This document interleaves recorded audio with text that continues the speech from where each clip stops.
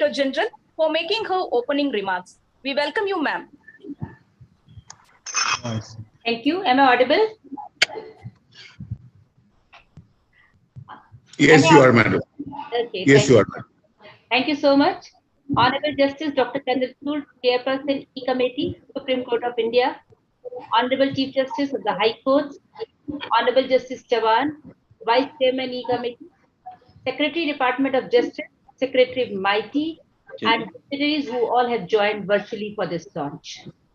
It is indeed our pleasure and privilege at NIC to be associated with this event and with e-court, and through which the digital transformation of courts is happening over the last 2 decades. Our association with the high courts, district courts, and tribunals for the last 2 decades have been quite satisfying because of the overwhelming support and the trust from e-committee, and also support from high courts as well as all other stakeholders associated with this. Beginning from the case information system, in fact, beginning from the call lists and websites of the courts, to case information system, to formulation of national judicial data grid for district courts, and subsequently for high courts, to building of mobile apps for serving the summons and access of information by citizens and honorable judges, to publishing open APIs and integrating this judicial system to interoperable criminal justice systems. We have come a long way under the guidance of E-Committee. During COVID time, video conferencing support to court, hearing of cases is just another milestone achieved. Virtual courts, they're currently educating traffic challan cases with the initial launch in High Court of Delhi, is now being adopted in many other states. Today, e-filing version 3.0 application, which is being launched, is aimed at providing collaborative environment for clients and advocates to collectively work on case files remotely and asynchronously. Online video recording of oath is another important feature in this application. E-filing 3.0 is also integrated with respect to state treasury portals for online payment of court. The application shall immensely reduce the efforts of digitization in the courts. It will also save travel time and cost required for submission of case papers in the court on the part of lawyers as well as the citizens. In the last 1 year, with the tremendous support from high courts, National Judicial Data Grid for high courts is functional and is currently hosting more than 57 lakh cases from the high courts. Data from the High Court National Judicial Data Grid is leveraged to develop this judgment search portal. The existing data is, the metadata is combined with textual data for judgments, for free text search, for multiple search options facilities, right from the global level search to narrowing down and pinpointing to a particular aspect of the case is all provided in this. I am sure this facility will be beneficial to honorable judges, advocates, litigants, law students, and academicians to search the judgments of interest. The judgment search facility can be further enriched using AI technology for more effective search results. At NIC, we are greatly honored for this opportunity, and also we are fully committed to make these facilities more and more user-friendly, more and more suitable to the requirements of honorable courts and under the direction of E-Committee. Thank you very much. And now to take us all through the various features of the new Judgment Search website portal and the advanced features of e-filing 3.0, I invite Mr. Ashish, who is Scientist EF at NIC and who is also the HOD of eCourts project at NIC Pune for the presentation. We welcome you, sir.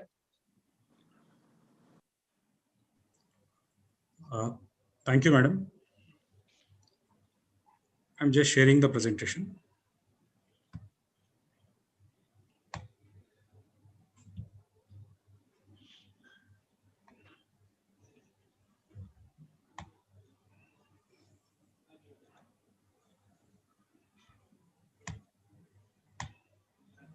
The presentable visible? Yes, sir. Yes. Honorable Chairman E-Committee, Justice Chandrachud, sir, and dignitaries who have joined virtually for the launch of e-filing 3.0 and judgment search facility. First, I would like to thank e-committee for giving me an opportunity to present the salient features of the products e-filing 3.0 and judgment search developed under eCourts project. To begin with, I will give the presentation of e-filing 3.0. The portal will be available on filing.ecourts.gov.in.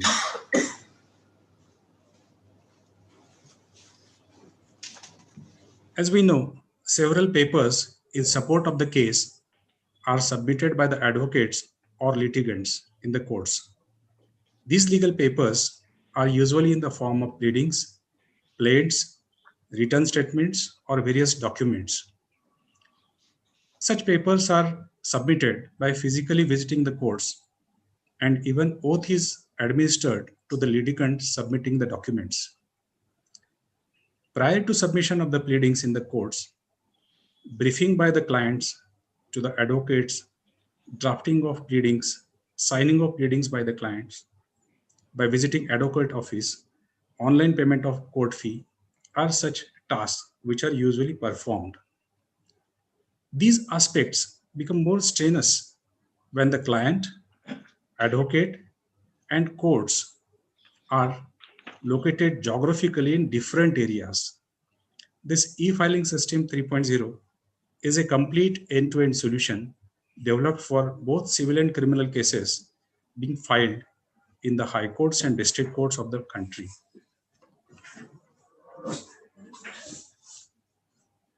The prominent features of this e-filing 3.0 are online submission of wakalat, use of ready-made templates, e-signing facility, online video recording of oath, online payments, filing of multiple IS applications, portfolio management, and over and above, this entire e-filing 3.0 can work in bilingual mode, that is English and the local language of the subordinate courts. Wakalat.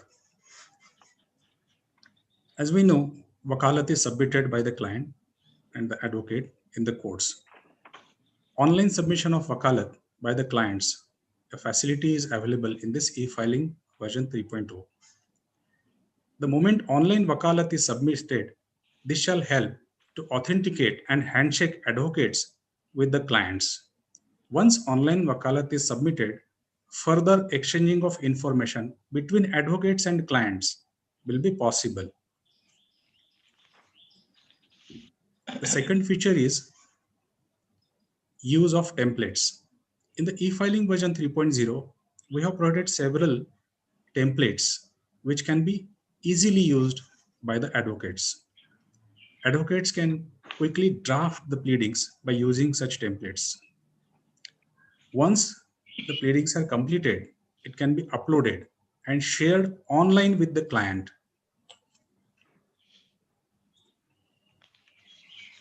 After the documents or pleadings are uploaded, further, these pleadings or documents will be available for clients and advocates to e-sign. This can happen even from the comfort of home or office of the client.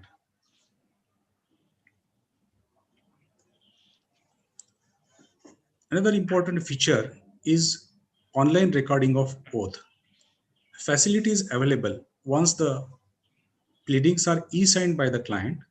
Further, client can record oath online without visiting the court, and the oath will then be visible in the court directly. E-payments.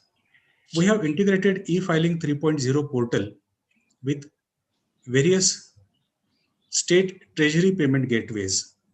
And by using this online payment facility, the court fee can be paid digitally. Even fine and penalty also can be paid. And in some states, we have given the facility to pay the judicial deposits also online. Application filing. Application filing is also a very important activity that is carried out routinely by the advocates. Different types of applications are filed daily by the advocates, and such applications are filed in multiple courts spread across different geographical locations. Facility is available to select the cases listed on a particular day, select the ready-made templates, edit the templates according to the requirements of the advocate, and submit all applications in one go, and the applications will be filed in multiple courts at the same time.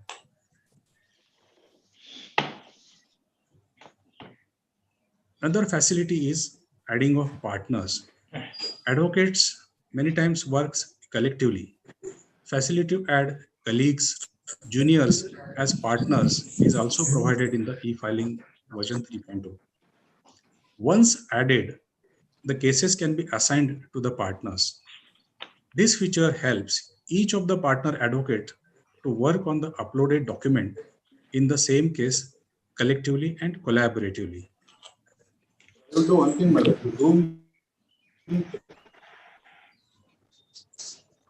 Portfolio management.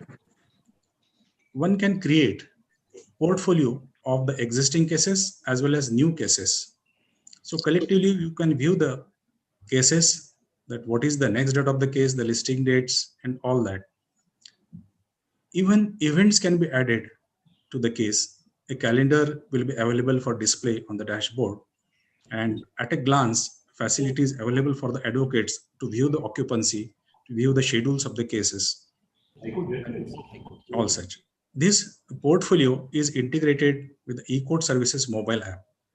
You can import or export cases from or to the eCourt Services mobile app. So if your cases stored in your mobile app and a portfolio is already created in the mobile app, you can export it and further import it into the e-filing version 3.2. Dashboard. This dashboard is available once the advocate logs in into the e-filing 3.2. This dashboard gives at a glance status of all the completed and pending activities related to case, like monthly calendar, draft pleadings, pleadings that are completed, draft interlocutory applications, completed IS, the cases which are raised for objection by the different courts, number of cases in portfolio, and all this. And even the calendar is also displayed on the dashboard. Facilities available for advocates to register on the e-filing version 3.0. We have integrated the Bar Council data along with the e-filing application. Only verified advocates are allowed to file the case. So a facility is available for verification of advocates, and this facility is also available to the respective state bar councils once the application is used. As such, the unique features of this e-filing version 3.0 is entire filing can be done in asynchronous mode without advocates and clients meeting each other. Submission of pleadings in the courts, video recording of oath by the client, and that too especially when advocate, clients, and courts are geographically situated at different locations, is now possible in fraction of minutes. The benefits as usual are time is saved, paper is saved, and definitely money and travel of advocates and clients will be saved.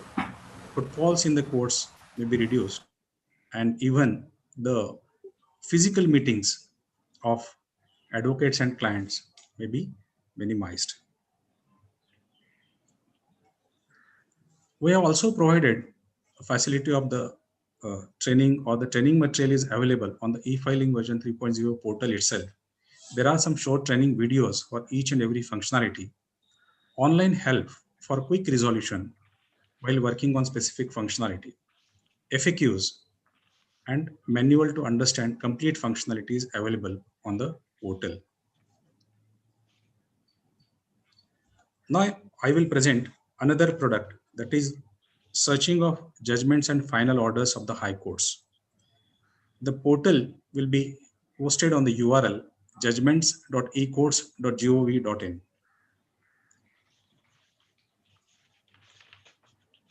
This is an online portal, is a portal for online searching of judgments and final orders of the high courts. Various parameters like name of honorable judge, case number, acts, section, name of parties, nature of disposal, etc. are the parameters which are available for searching the judgments. But the most important feature of this portal is free text search engine, which find out the judgments satisfying the search criteria or the keywords. And even combination of keywords can also be given. The facilities, there are certain important facilities, and the most important aspect of this judgment portal is that it is 100% accessible friendly and it is tested accordingly. I'll just list down the features of this judgment search portal. Search can be based on bench, case type, case number, year, petitioner, respondent name, judge name, act, section, decision date, from date, to date, or full text search also. Facility to search judgments using free text search is the most important feature of this judgment search portal. User may combine more than one keywords by clicking on plus icon to further narrow down the search. When more than one keyword is provided, such search result will include only those judgments satisfying the criteria. Maximum 5 text searches can be applied at one time. List of cases satisfying the search criteria with small paragraph including highlighted search text will be shown on the portal. See, for example, in this slide, I have selected Bombay High Court, Principal Bench Appellate Side of Bombay High Court, and given the full text as in one text box I have given settled possession, whereas in another text box I have given injunction and tried to search the judgments. I got 199 results where settled possession and injunction, both words combined, are shown. Search results. A small paragraph including search text along with the case number and cause title, CNR number, date of registration, date of disposal, nature of disposal will be shown for every case. And on the left side, there will be further more filter based on the honorable judge's name or year of disposal or decision. Further filtering by judge name. Supposing I gave it text word or a keyword as injunction and tried to search the judgments, I could get the list of judgments, but then I select list of judgments delivered by some particular judge. I'll click on the judge and will get the list of judgments delivered by the respective judge. Another judge, he must have delivered, say, 20 judgments. So on clicking the respective judge and clicking on go, you can get the list of judgments given by the bench of the honorable judges. Finally, you can view the judgment fully. On clicking the search result, you can get a view of the judgment. The entire judgment will be visible. So, thank you very much. That's all from my side. Thank you. Thank you, sir, for the comprehensive presentation. Next, we move on to the special address. The e-courts project is the mission mode project of Department of Justice, Government of India. And it is our privilege to welcome Mr. Barun Mitra, Secretary, Department of Justice, for his special address in this special occasion. We welcome you, sir.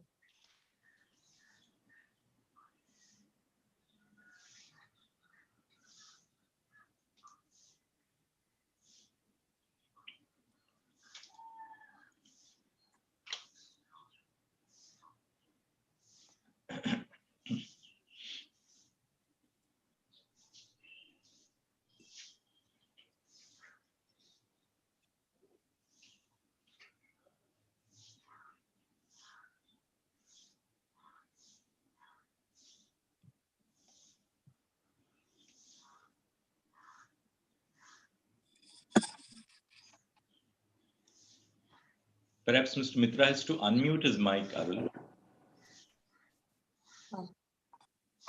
I'm sorry, am I audible now? Yes, Mr. Mitra, you're absolutely No, sir. audible. Yeah. Thanks. Honorable Dr. Justice D.Y. Chandrachud, Chairperson of the E-Committee, Justice R.C. Chavan, Vice Chairperson, Honorable Chief Justices of all High Courts, Chairman, Computer Committee of all High Courts, Dr. Neeta Verma, DG NIC, Shri Ashish Shiradunkar of NIC and all other dignitaries. I'm thankful to the E-Committee of the Supreme Court for giving me this privilege to be a part of the launch of the new Judgment Search Portal and e-filing version 3.0 portal. Launch of these portals today reaffirm that with time, our court architecture and judicial processes have been able to continuously and creatively adapt to the fast-paced digital world. The tentative steps and the modest beginnings of the eCourts Phase 1 project has definitely acquired a high level of maturity in Phase 2. The eCourt project has been implemented in close collaborative partnership of the E-Committee of the Supreme Court, the Department of Justice, High Courts, NIC, and other stakeholder agencies. But I would like to most emphatically mention that the leadership of Justice Chandrachud, Chairman E-Committee, has imparted fresh energy and new dynamism to the project. The core and inherent strength of the eCourts project was amply demonstrated by the swiftness of our court ecosystem in overcoming the daunting challenges which were thrown up by the COVID pandemic, which descended unannounced. Of course, the courts could not operate in the congregational mode, but it was thanks to the innovative ICT tools that court functioning did not come anywhere near to a grinding halt. On the contrary, these times of adversity have dismantled many a long-standing perception barrier which used to come in the way of court digitization and enabling all the stakeholders to quickly adapt themselves to the new normal. To recount some of the noteworthy achievements during the COVID period, 18,735 courts have been computerized with software compatibility. 2,942 court complexes have been provided with WAN connectivity, reducing the technically non-feasible sites to just 11. In spite of initial technical glitches, collectively, our courts have emerged as a global leader in virtual hearings with more than 86 lakh hearings conducted by video conferencing. This is in fact a tremendous feat. Even smart scheduling of cases through COVID-19 software patch has been enabled, and this is yet another milestone. Our warehouse of real-time judicial data, the National Judicial Data Grid, has acquired greater robustness with the addition of reasons for delay feature. And now Delhi, Madhya Pradesh, and Bombay High Courts have also come on board. Open API to NJDG data was provided to institutional litigants for tracking of litigation. And today's launch of the new user-friendly Judgment Search Portal is yet another major advancement, and the contributions made by the NIC team deserves special mention. Transparency and accessibility are two intertwined needs of the citizens. And E-Committee has effectively sustained the 7 platforms to provide real-time information on case status, cause lists, judgments, etc. to lawyers and litigants. What is more laudable is that the eCourt Services Portal recorded more than 312 court transactions on the national eTAL, which has made eCourts one of the country's lead mission mode project. The setting up of a new disabled-friendly S3 VAS website of the E-Committee during this period was another distinctive achievement. The consistent growth in the number of virtual courts during the pandemic has brought about an environmentally friendly, paperless adjudicatory mechanism, which has added to the convenience of citizens, besides improving court productivity. E-Seva Kendras have also emerged as a game changer in mitigating access divide amongst lawyers and litigants. E-filing dates back to 2018, and this upgraded version 3.0 being launched today is a much more user-friendly version which would simplify registration of advocates on the e-filing software, enable advocates to add their partners and clients on the e-filing module, provide online vakalatnama, ready-made template for pleadings, provision for online recording of oath, digital signing of case papers, multiple application filing, besides enabling exchange of information and case papers effortlessly between advocates and courts without physical movement. It is in fact indeed a transformative change. The E-Committee also during this period gave a great push for putting in place an effective, efficient, expeditious and transparent contract enforcement regime. A pilot project in Uttar Pradesh and Maharashtra linking land records and registration database with NDG through APIs has been started for ease of land property registration. A software patch with API has been developed and provided to commercial courts in Mumbai on pilot basis. This will enable courts to fetch database of companies and generate auto summons. Other notable initiatives include random and automated allocation of cases in dedicated commercial courts and integration of case management hearing with CIS software. Department of Justice is now eagerly looking forward to the launch of digital and paperless courts on pilot basis for commercial courts. The march of technology and emerging needs are constant factors. To retain that extra digital edge, the E-Committee has already placed in public domain the vision and roadmap for phase 3 of the E-Courts project. And this entails two consequential actions on our part. Firstly, it is now incumbent upon us to give our feedback and alternative perspective so that phase 3 leads to smarter digital capabilities. Secondly, as the third phase is on the anvil, the Department of Justice would like to urge expeditious and full utilization of funds released to high courts under phase 2. The Constitution recognizes justice as one of the foremost deliverables for the people of India. And the E-Courts project has played a sustained role in ensuring citizen-centric justice.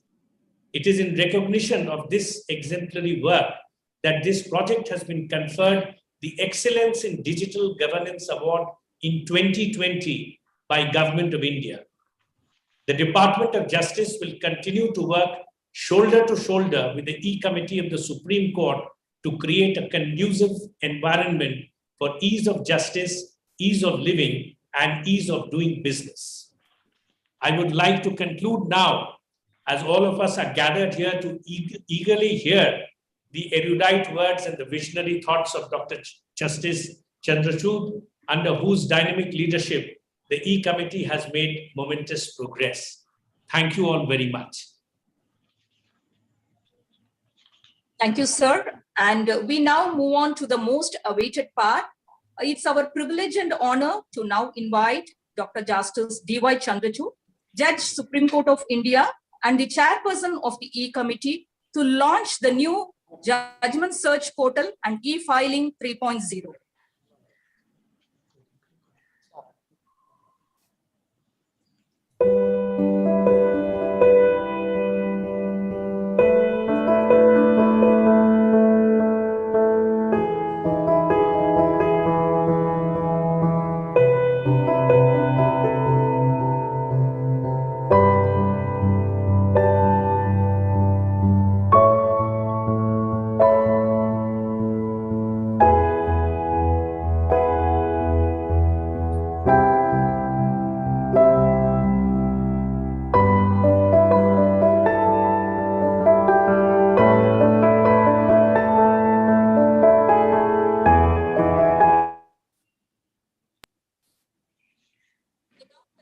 on behalf of all of you, the chairperson of E-Committee, to make the keynote distinguished gathering. Thank you very much, Arul. Distinguished Chief Justices of the High Courts, I'll mention you all by name. If I've missed out somebody who has joined later, please forgive me. The number of Chief Justices who have joined this evening is an indicator of the importance of this event.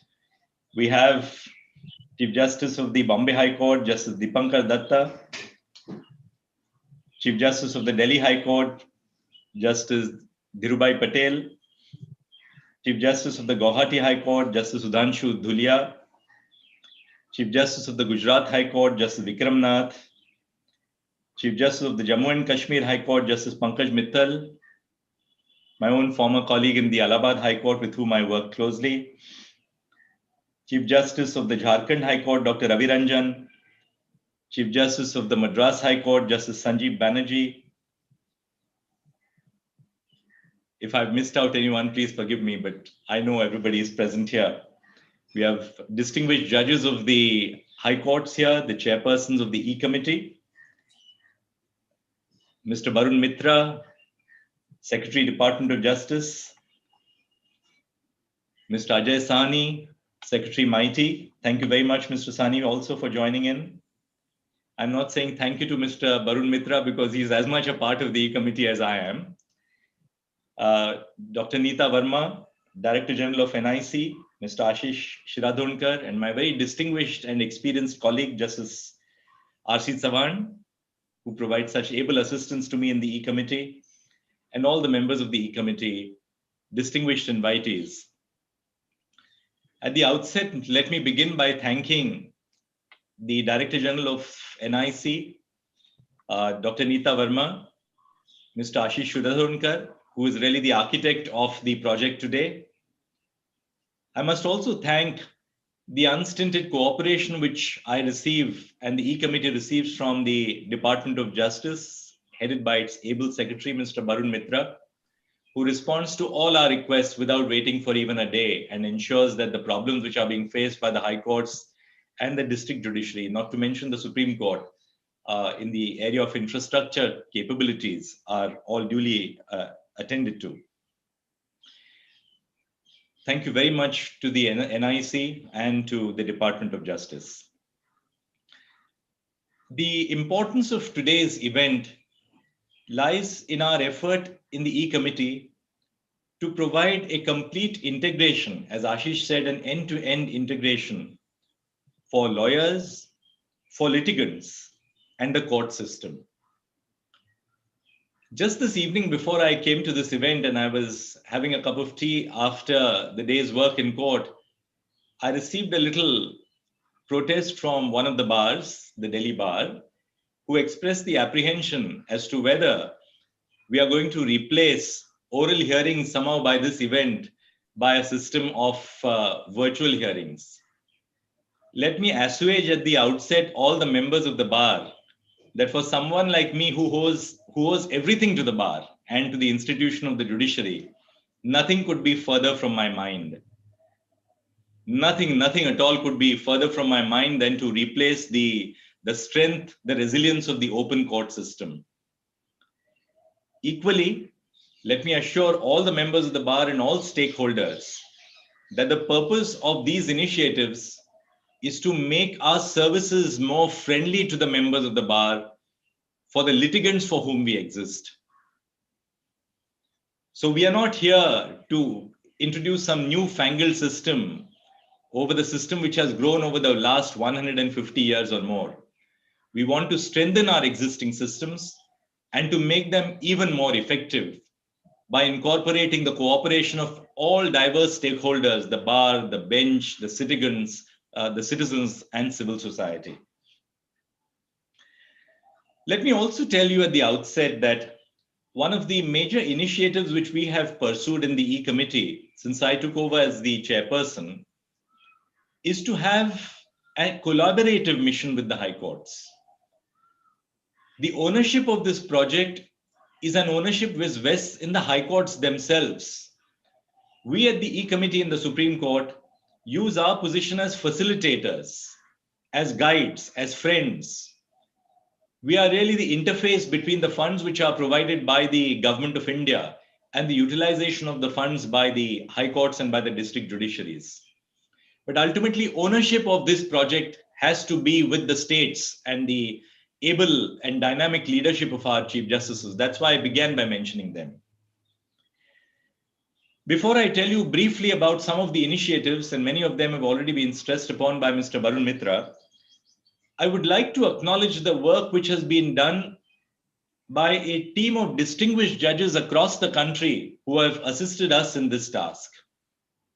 I would in particular like to mention the work which has been and is being done by Justice Rajesh Bindal, presently in the Calcutta High Court, Justice Rajiv Shakdar of the Delhi High Court, Justice Satish Sharma, Madhya Pradesh, now Karnataka, Justice T.S. Sivagnanam, Madras High Court, Justice Arvind Kumar in the Karnataka High Court, Justice Nitin Zamdar from the Bombay High Court, Sister Justice Bela Trivedi from Gujarat, Justice Maushami Bhattacharya from the Calcutta High Court, and Justice Pratibha Singh from the Delhi High Court.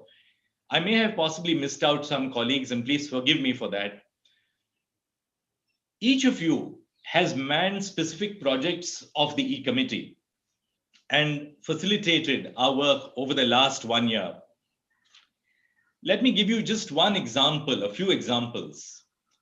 The E-Committee today is on the anvil of finalizing the rules for live streaming of proceedings. We are in the process of creating the infrastructure for live streaming of court proceedings all over the country.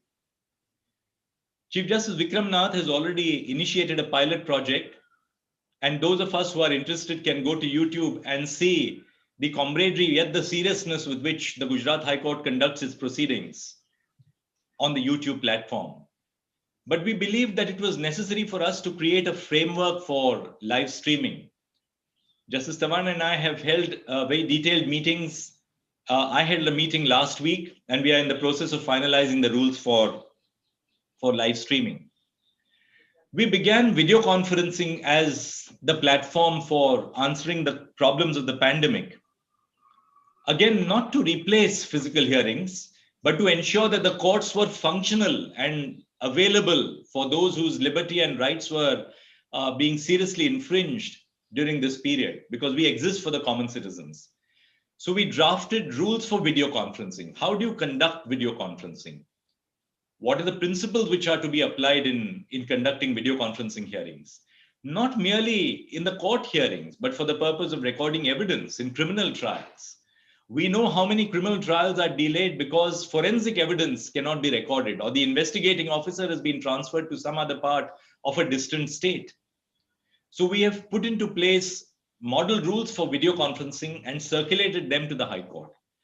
Before we drafted these rules and finalized them, we have made these rules available across the board to all Chief Justices and computer committees of the High Courts.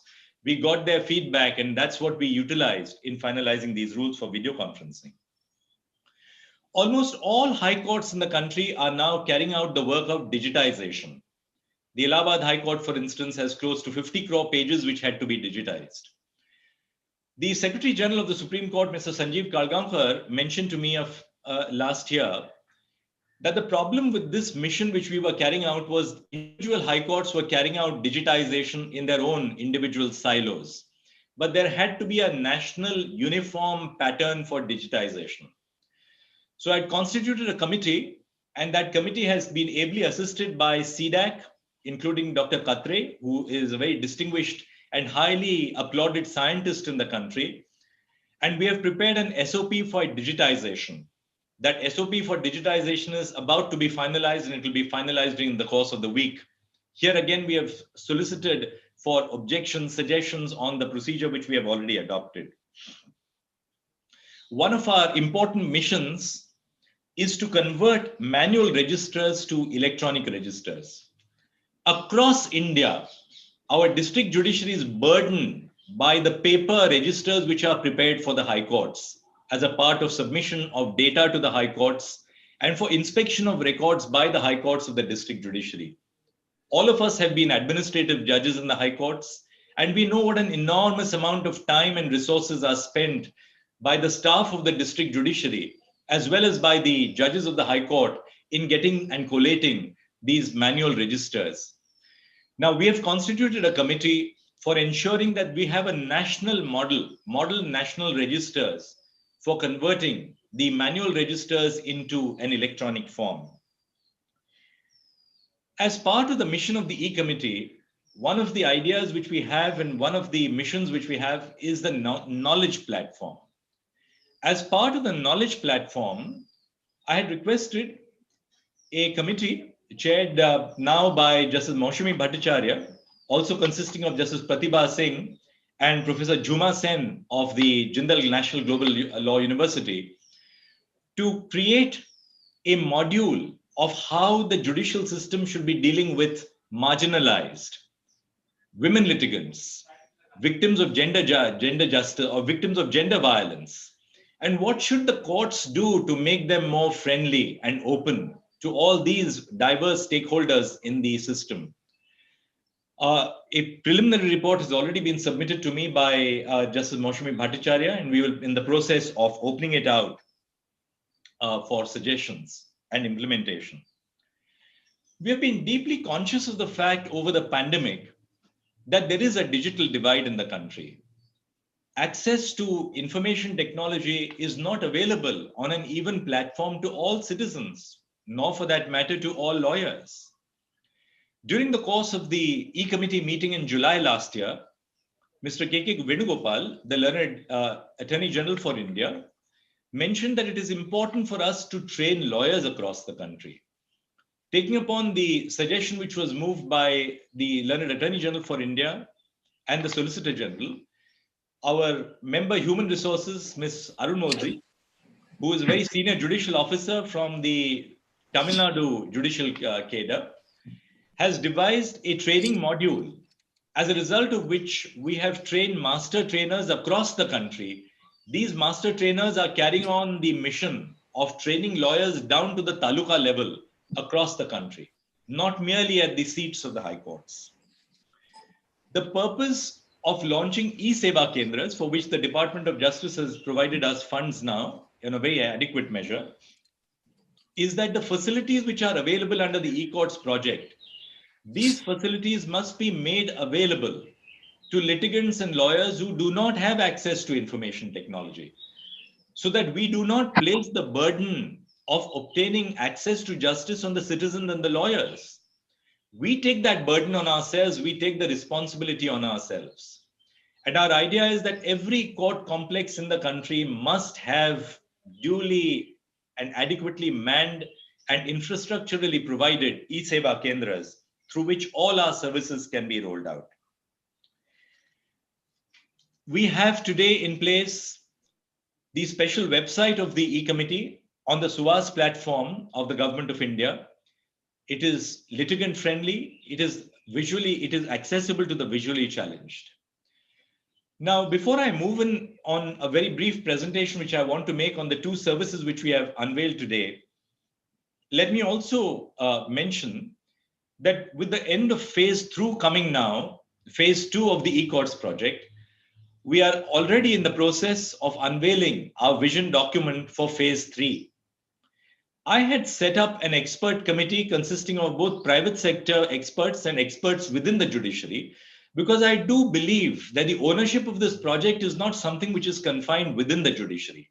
We need to open out this project to civil society.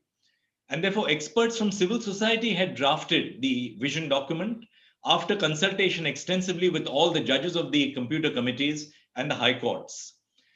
As part of the process of now finalizing this project, I have circulated the vision document to all the chief justices of the high courts and requested them to come back with their feedback so that we can improve upon the vision document. I've also circulated the vision document to the National Law Universities, NLSIU Bangalore, Nalsar Hyderabad, National Law School University Delhi, NUJS Kolkata, Symbiosis in Pune, ILS Law College, and the Jindal Global Law University. We are also circulating the vision document to Niti Aayog.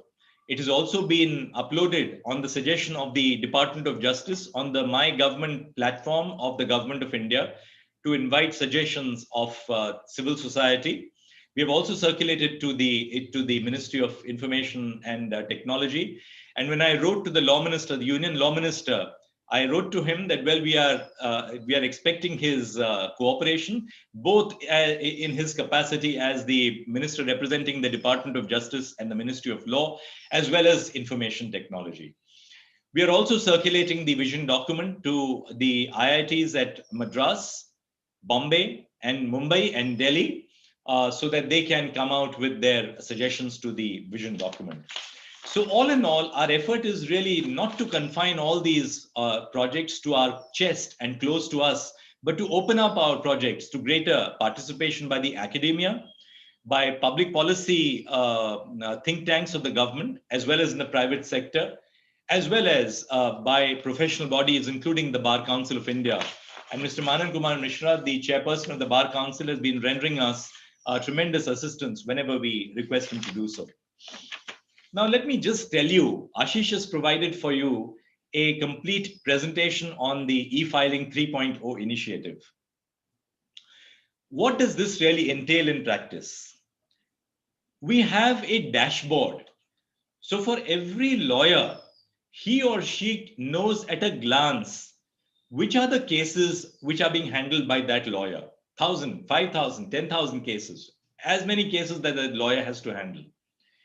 The dashboard also enables the lawyer to work with their own juniors in the office.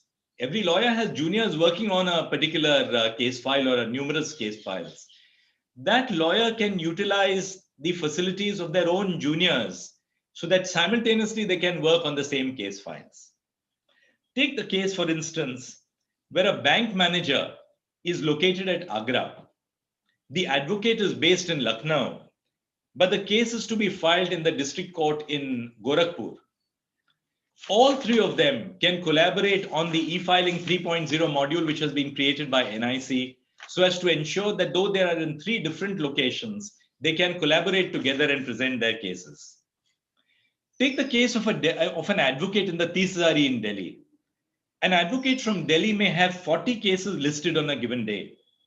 These cases may be listed in different court complexes in Delhi, such as Tisari, Dwarka, or Patiala House. In almost 35 out of those 40 cases, the advocate may have to file applications like reissuance of process, adjournment, admission of documents, so on and so forth, payment of court fee. Normally, an advocate or their clerk has to physically visit the courts or to arrange to submit the applications in these courts through their juniors or partners. The facility is now available as a result of e-filing 3.0 with ready-made templates and a mechanism to fix adhesive stamps using the court fee wallet without visiting the courts while in office. So lawyers sitting in their own office can do this entire exercise without having to travel from one end of the city to the other. The entire system from conceptualization to implementation was completed in a record time of 6 months during the lockdown period and during the course of the pandemic. This system has been pilot implemented in the state of Maharashtra as on date. The number of new cases filed on e-filing 3.0 are 1,461.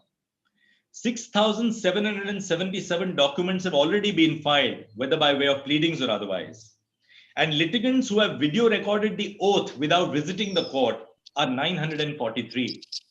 Imagine a litigant having to come to the court headquarters just to record an oath.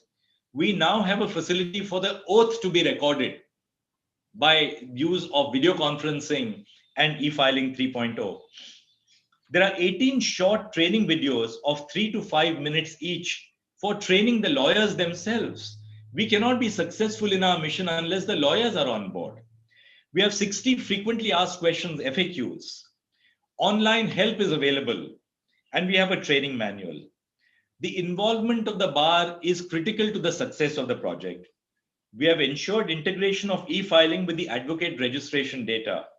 However, it is essential that the bar councils can share the advocate registration data with verified or registered mobile numbers for speedy registration of advocates.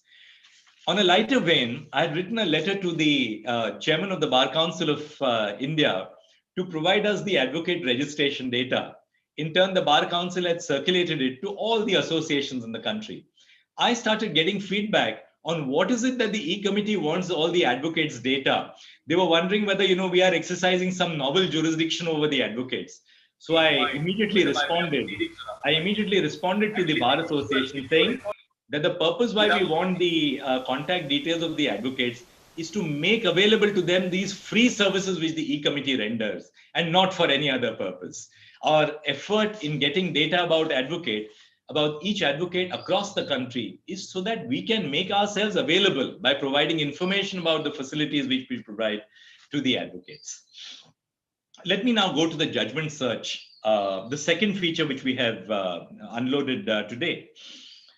The NJDG, the National Judicial Data Grid, has brought greater transparency in the judicial system.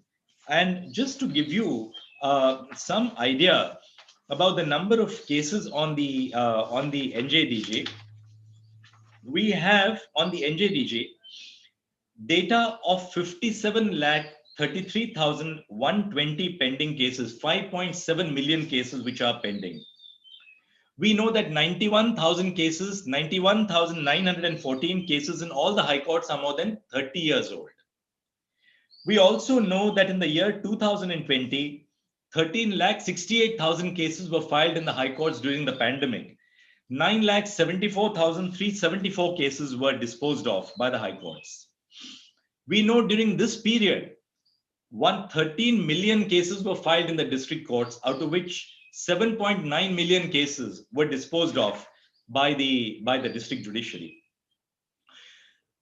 We have 638 districts in the country for which data is available, 3,296 court complexes, 7,278 court establishments. But I'll give you some mind-boggling figures which indicate the nature of the achievement. We have data today of 38 million cases which is available on the NJDG. We have data of 106 million cases which have been disposed of and which are available on the NJDG. We have total data of 144 million cases on the NJDG, and the total number of orders, final as well as interim orders available on the NJDG are as many as 141 million cases. Out of the 25 high courts, we have pending cases available pertaining to 57.45 lakh cases and 3.04 crore cases which have been disposed of. Now, we felt in the E-Committee that with this mine of data, why should we not provide a free text judgment search engine to lawyers and judges across the country? Why should a lawyer be compelled? Lawyers who want to, of course, pay and get proprietary software are free to do so, because we cannot compete with the private sector. We are only really providing an additional service for lawyers who cannot afford the cost of paying for proprietary software. So the free text engine, which has been devised by NIC with the able assistance of Ashish Shiradhonkar and his team, provides, as Ashish showed us, a free text service. And as on date, 39,48,783 judgments and final orders from the high courts are available for search on the NJDG. Some high courts are yet to do so. Madhya Pradesh, Punjab and Haryana, Chhattisgarh, Gujarat, Allahabad, Madras, Patna and Karnataka are yet to provide the judgments on the NJDG. Their very distinguished Chief Justices are with us. And I'm sure that this is just work in progress and we'll achieve it in the very shortest possible time. We have videos explaining the features of the judgment source options. Let me conclude by just a few stray observations now. We have launched virtual courts, especially for traffic violations. Delhi is leading the virtual court system across the country. I also noticed that Chief Justice Tripura, Justice Akhil Qureshi has also joined us. Good evening, brother. Just to give you virtual courts data, Virtual courts have been implemented in 11 establishments across 9 states in India: Delhi, Haryana, Chennai, Pune, Kerala, Karnataka, Nagpur, Transport, Assam, and Chhattisgarh. Proceedings have been completed in 59.57 lakh cases, that is 5.9 million cases. Fine has been paid in 13.90 lakh cases. The total fine which has been collected is 152.89 crores. So citizens who would have had to otherwise spend time in courts just for the payment of fines and petty cases have chosen to pay these fines online. 79,000 cases, the violators have chosen to contest the cases. We provide citizen services in the e-committee. Our service portal records as many as 25 lakh hits per day. Our mobile app records as many as 3.5 million hits per day every single day. 35,000 SMSs are sent by the e-committee, and about 3,50,000 emails are sent by the e-committee every single day. For the purpose of COVID management, to ensure the proper functioning of courts, Ashish has developed and the NIC team has developed a COVID management patch, which was referred to by the Secretary Department of Justice, which would enable the courts to schedule cases in such a manner so as to avoid overcrowding in courts. Finally, let me also refer to the open APIs. We have opened up the data, the e-courts data, to all institutional litigants. The government, as we know, is the largest institutional litigant in the country. So the purpose of having open APIs is so that all state governments, all local bodies, banks, financial institutions, insurance companies can freely access their data and monitor the pendency of their litigation. As of date, 19 central government department users are using our open APIs, and 24 state government departments are using the open APIs. This is really a beginning, and we would encourage more and more of the state governments, their departments, as well as the central government and their departments to access open APIs. We have already begun the process of integrating land records with the case information software. CIS has been integrated with the land records data in Maharashtra and Uttar Pradesh.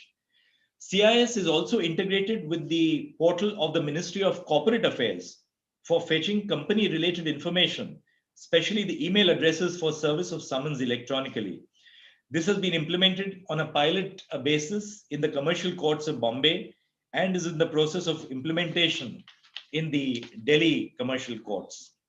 All in all, let me conclude by saying that this is really a collaborative effort of the Government of India, the state governments, the high courts, especially the computer committees of the high courts and the e-committee of the Supreme Court of India. Today, the launch of e-filing 3.0, as well as the judgment text facility, the search facility for search of judgments, is a beginning which has been made by the e-committee. I'm sure there are glitches. No technology is free from glitches. We'll be only happy to resolve the glitches. But let me conclude by just telling you that when we began the video conferencing hearings of the Supreme Court, on an average, we would have about a dozen times in a day when the hearings would be disrupted because there was a glitch in technology. Today, we are conducting final hearings, admissions, without even a single disruption during the course of a day from 10:30 to 4 or even beyond. I know that many high courts have shown flexibility. For instance, recently, because of the onset of the second COVID wave in Maharashtra, Chief Justice Dipankar Datta has again adopted a virtual platform for conducting the hearings in the Bombay High Court on a virtual platform basis. The idea is to show the flexibility of the Indian judicial system. Not for a moment do we want to replace physical hearings, nothing of the sort, but we are conscious of the need to protect the public health of our lawyers, of the litigants who come to our courts. And across the country, whether it's Gujarat or Maharashtra or Chennai or Bangalore, each of our high courts has, or Delhi, each of our high courts has responded to the need of the hour by incorporating technology to make our services truly citizen friendly. I was given just 10 minutes. I'm really sorry. Maybe I spoke a little too less in the court, and therefore I had this unexhausted energy left at the end of the day. I thank you all very much for joining in and for making this program such a success. In particular, I would look forward to the continued cooperation of the Department of Justice, NIC, and all the Chief Justices who have been so gracious to come and join us at the end of their week on a Friday evening, which just shows that we are all involved in this mission of succeeding in providing citizen-centric technology services across the country without exception, whether it be in the heart of the country like Uttar Pradesh or Bihar, or it could be in the Northeast, or it could be in the remote areas of Ladakh or Jammu and Kashmir, or the southernmost tips in Kerala or in Tamil Nadu. The entire country has to be with us, and we hope to do so in the future. Thank you very much. Thank you, Lordship. And now it's time to thank one and all. It's my pleasure to welcome Justice R.C. Chauhan, the Vice Chairperson of the E-Committee, Supreme Court of India, to propose the vote of thanks. Thank you. Honorable Chairperson, Dr. Justice Chandrachud, and the dignitaries who have spared their time and virtually joined this launch. For the E-Committee, today's launch is very important because it once again proves that where there is a will, there is a way. In spite of pandemic, our development teams suffering debilitating attacks, yet we have been able to offer two extremely useful tools to the legal fraternity. The judgment site will hopefully be further enriched by involvement of enthusiastic members of the district judiciary under the guidance of Honorable Chief Justices of the High Courts. We may enlist, we have got a pool of about 15,000 judicial officers. We may enlist young judicial officers who may want to volunteer their services for enriching this judgment database by adding subject index, short notes, entries about overruled, reversed, followed, referred to, etc. to the judgments. In a physical law report, you may have a report for say 2018, it will have a judgment printed there.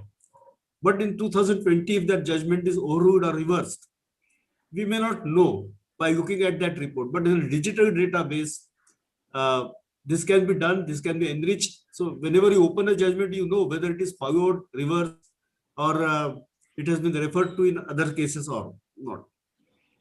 So these judicial officers could do this even if they do one judgment per day, say 300 out of 15,000, let us say only 300 judicial officers opt for this service.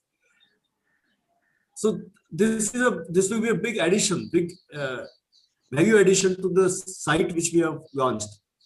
These officers may be incentivized by their names being tagged to the notes as they are displayed on the website.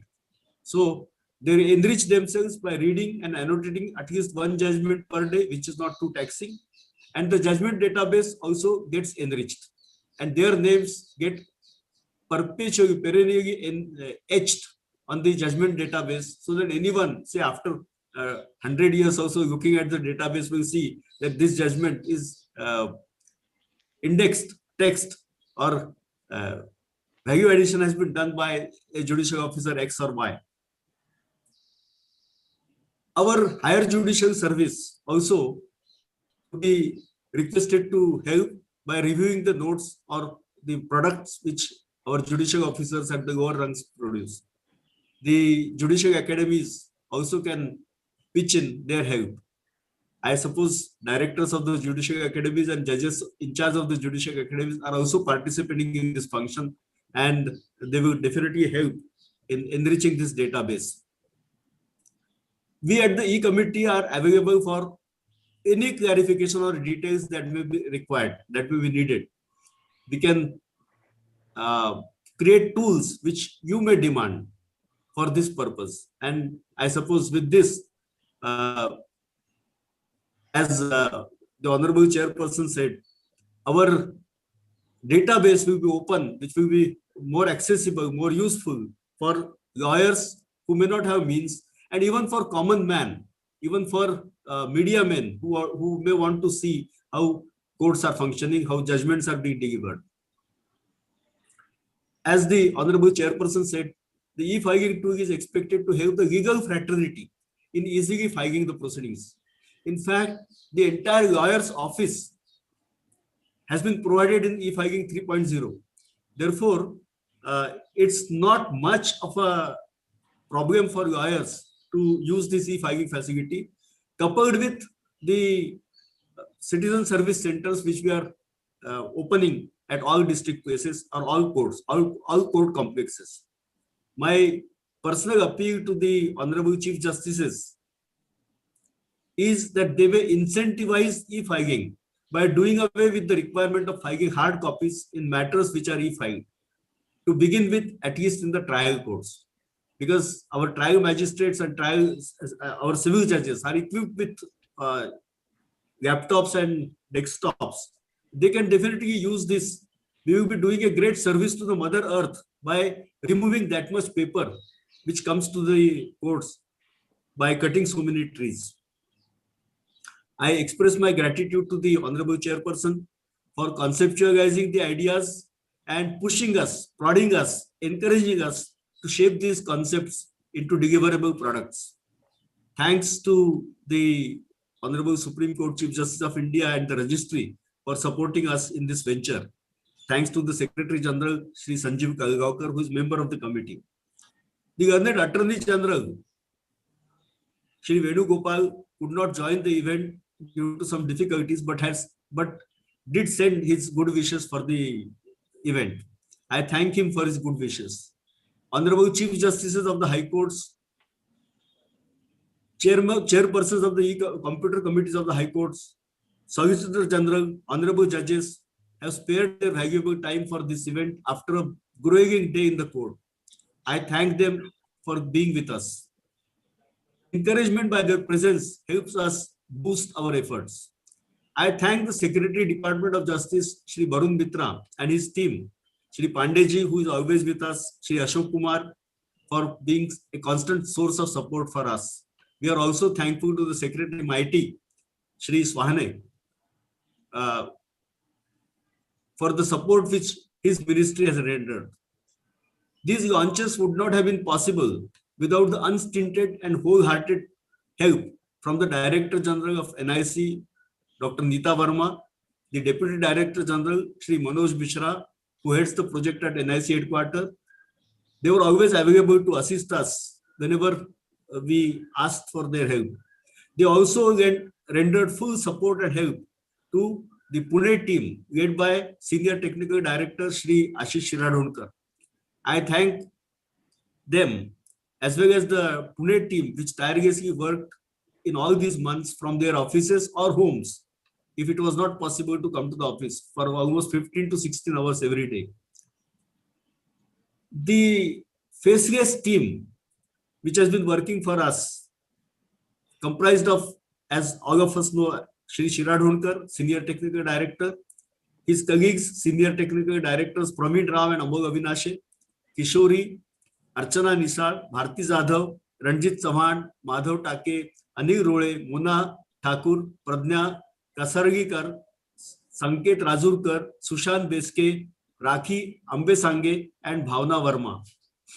They have responded to my calls even at odd hours, because see, whenever they develop something and pass it on to me for being viewed, and I raise some concerns, they immediately start working on that, and they have been always ready to comply with whatever was demanded.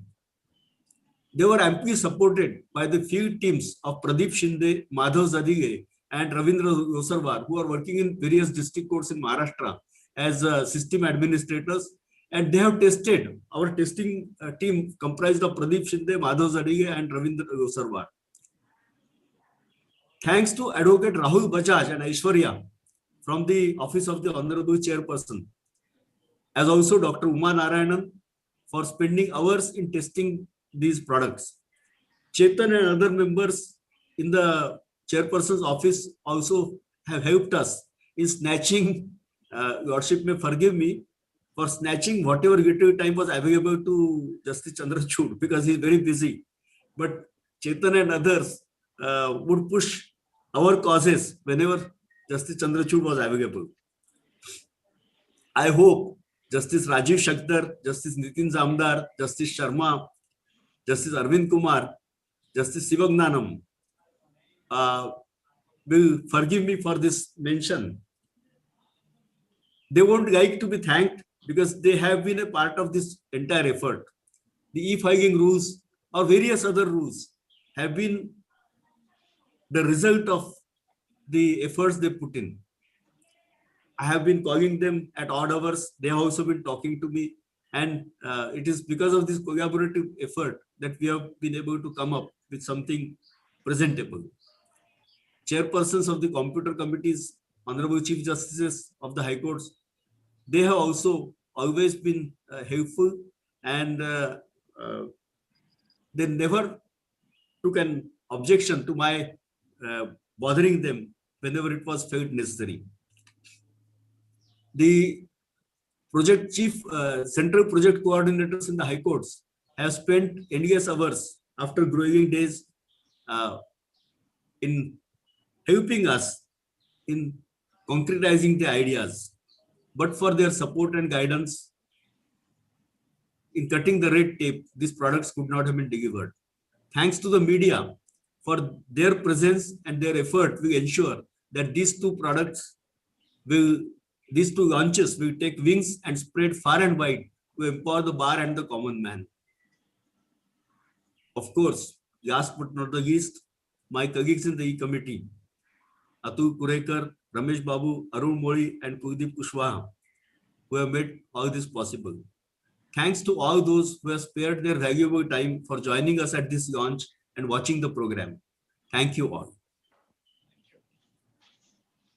That we come to the end of this inaugural function. Thank you, one and all.